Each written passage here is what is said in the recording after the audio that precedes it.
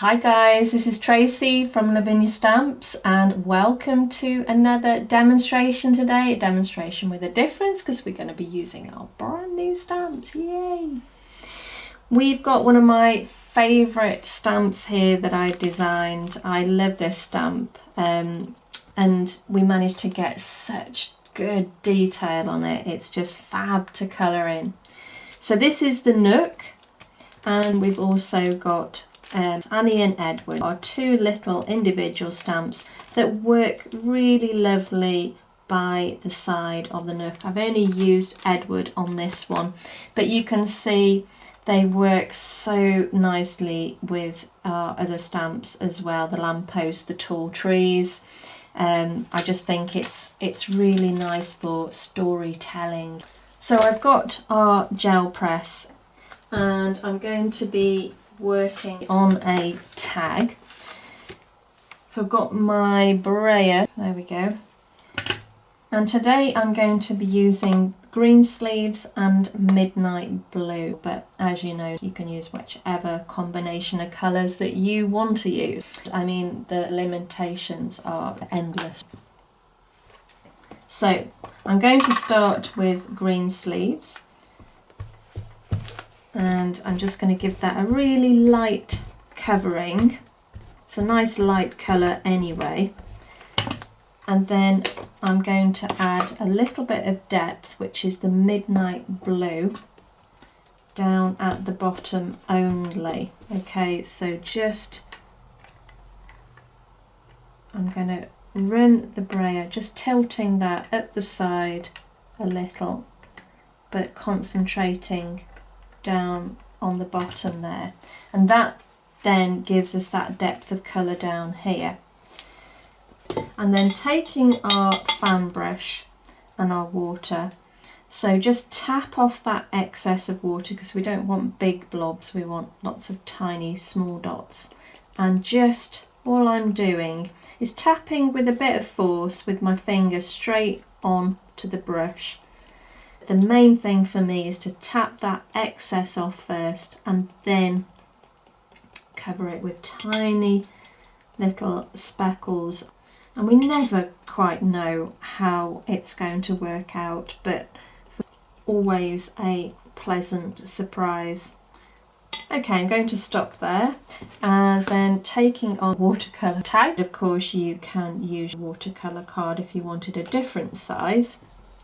So just squidge that over, and let's see what we've got. Wow. Okay, let's pop that to the side. I'm going to add a little bit of water just to even out that top area.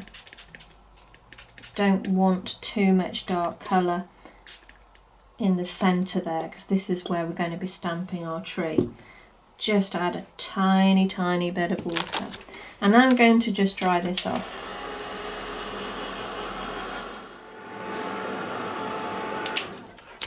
Let's concentrate now on getting the Nook down first. So I'm going to stamp this up in the Nocturne. It's a really lovely detailed stamp. So you need to just let the stamp rest a while onto the watercolour card, and we get the best impression that we possibly can. So I'm going to pop that down right in the middle there and just press quite hard.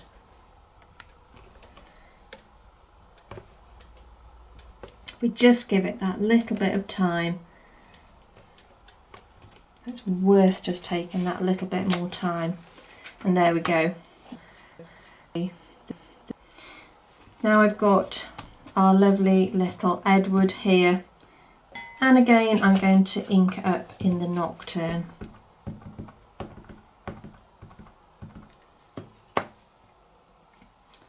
And then let's pop him down at the base of the tree.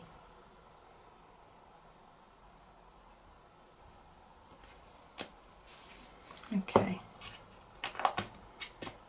Right, so now I am going to use the midnight blue again, and I'm using a stencil brush just to give that a little bit more depth down the bottom there.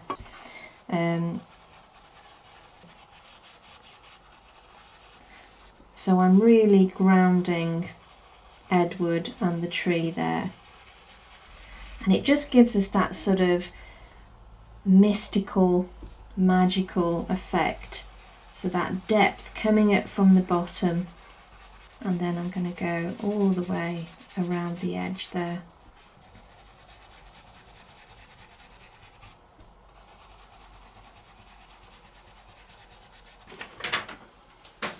Okay, so we've got that lovely dark edge there now, so it almost looks like they're in a forest, you know, and you've got that the back light of the moon maybe coming through. So I've got my clean colour pens, and I'm going to just pick a couple of colours that I feel are going to work. Always remembering you need your paler colour to blend, that's always helpful as well. We need a bright colour to just pull out these little dots, these little berry areas. Okay, so we need a nice bright colour, we need that contrast as well. So it's just good to sort of test it as well, test, because we can always, as I say, blend that colour out if we didn't want it that bright, you know.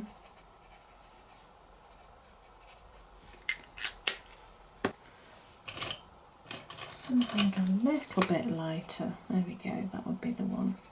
I've got just a little mark at the top of there, not that it matters, but you know what we like.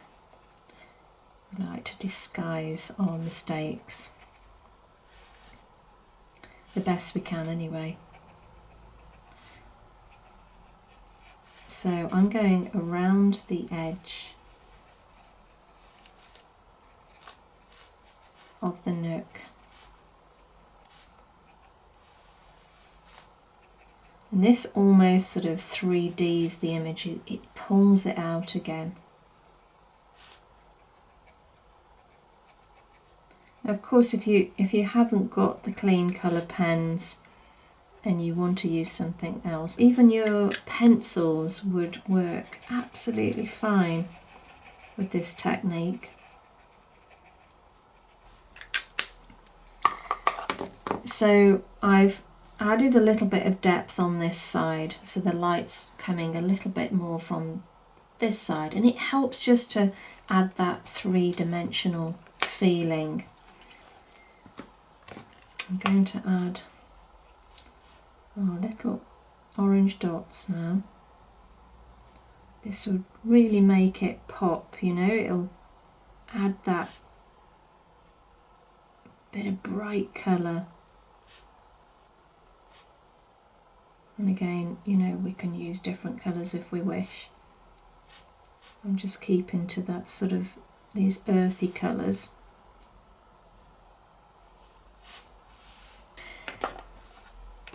Now I'm going to colour in our lovely house with a blue.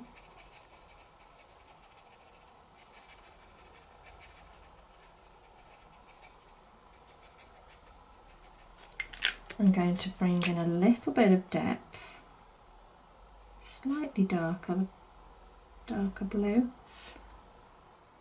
just under the roof there.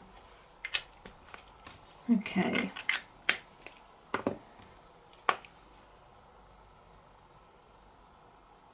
I'm just picking out a little bit of using the colour. I'm just going to follow the edge of some of these branches, almost just to highlight, okay?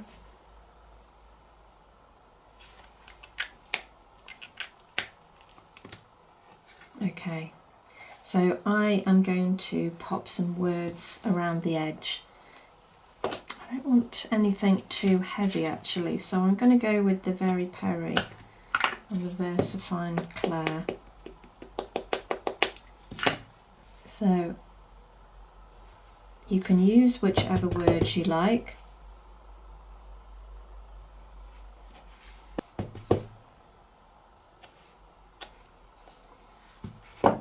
We've got a couple of our Posca pens, so I feel like we need a little bit more light going on down here, so just be really careful filling in that lamp.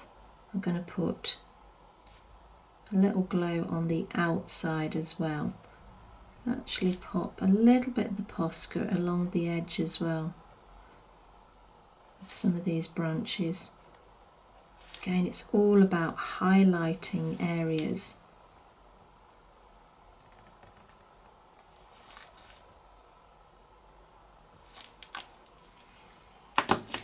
And now let's pop a few orbs in. So I'm going to start with this is the glitter orange.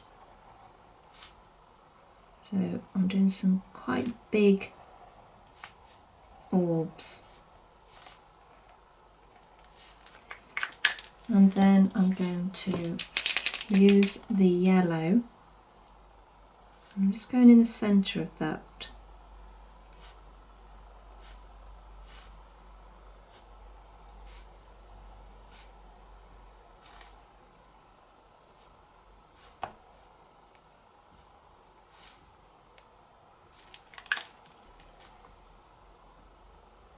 And now I'm literally going to just dot in the centre. So it gives us 3 depths of colour, and that tends to really make that orb look so much more real. Otherwise, if you just use one colour, it can look quite flat. So now I've got a couple of glitters here. I've got my clear one, which is the Stardust, which I think is fab, and I'm just going to dot a little bit of glitter around the base there. I'm going to put some on the roof.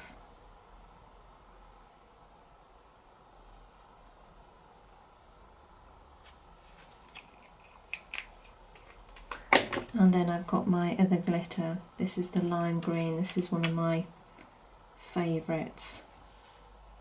And I'm just going to bring a little bit in, following that trunk down. I don't want too much. Just want to give it that little bit of a sparkle. And there we go. So let's have a look at it compared with our other one. Now you can see the colours are slightly different. We've got glitter on this one, we haven't on this one. I hope that you've enjoyed watching today. Thank you so much for joining me, and I will see you very soon. You take care. Bye for now.